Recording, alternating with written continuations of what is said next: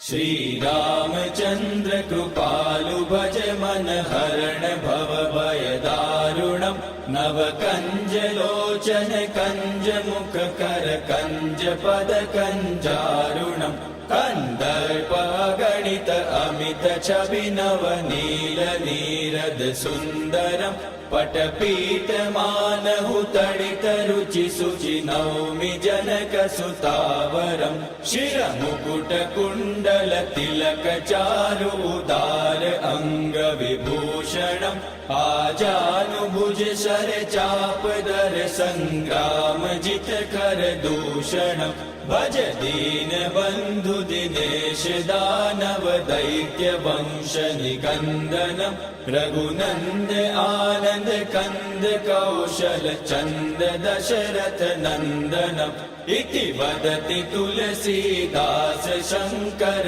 शेष मुनि मनरंजनम् मम हृदय कंज निवास कुरु कामादिकल दल गंजनम् मनुजाहि राचेहु मिलहि सोबरु सहज सुंदर सावरो करुणा निदान सुजान शील सनेहु जानत रावरो एहि भाति गौरी असीम सुनि सिय सहित हिय हर्षियलि तुलसी भवानी पूजि पूनि मुदित मन मंदिर चली सो जानि गौरी अनुकूल सिय हिय हर्षुन जाय कहि मंजूल मंगल मूल वाम अंग फहक न लगे श्री रामचंद्र कृपालु भज मन हरण भव भय दारुणम् नव